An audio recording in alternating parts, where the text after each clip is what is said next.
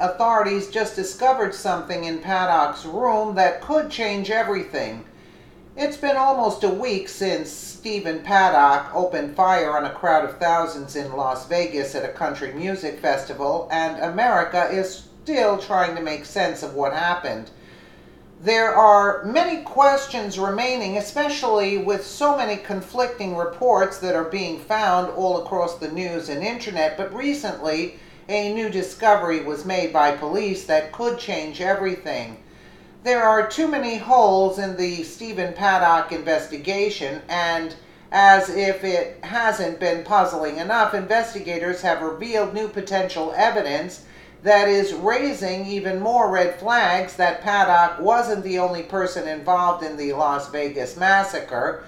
When authorities searched Paddock's hotel room, they discovered a cell phone charger and a hotel key card.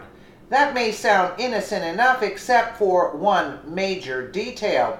According to NBC, investigators are trying to determine whether anyone else was in the Las Vegas gunman's hotel room during the time when he was registered there. Multiple senior law enforcement officials briefed on the investigation told NBC News.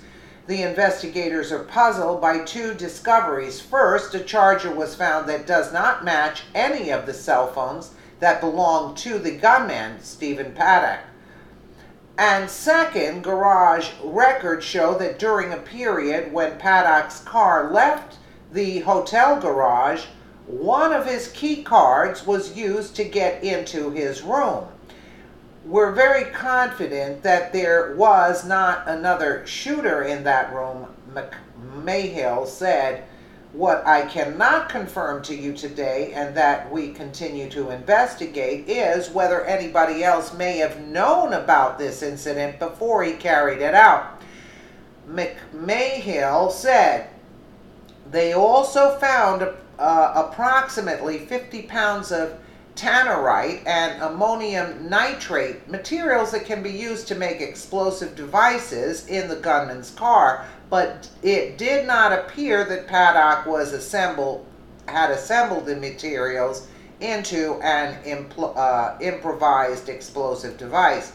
Paddock unleashed a barrage of bullets from the 32nd floor of the Mandalay Bay and Casino on Sunday night, killing at least 58 people and injuring about 500 others who were attending a country music festival below.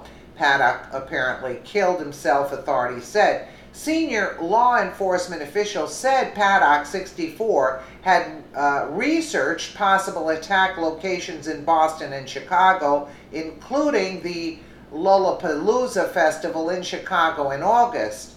Law enforcement officials briefed on the investigation also said Friday that they had learned Paddock approached an ammunitions dealer wanting to buy a large quantity of tracer rounds at a gun show in Phoenix last month. The dealer did not have the quantity Paddock wanted, so Paddock did not end up buying anything from him, they said. The dealer told law enforcement that Paddock was neatly dressed and polite and did not say anything that would raise a red flag.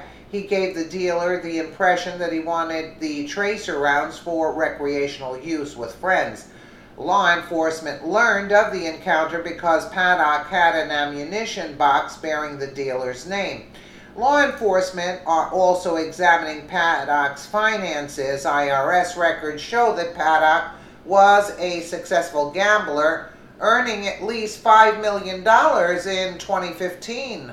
Some of that could be from other investments, but most of it was from gambling, officials say.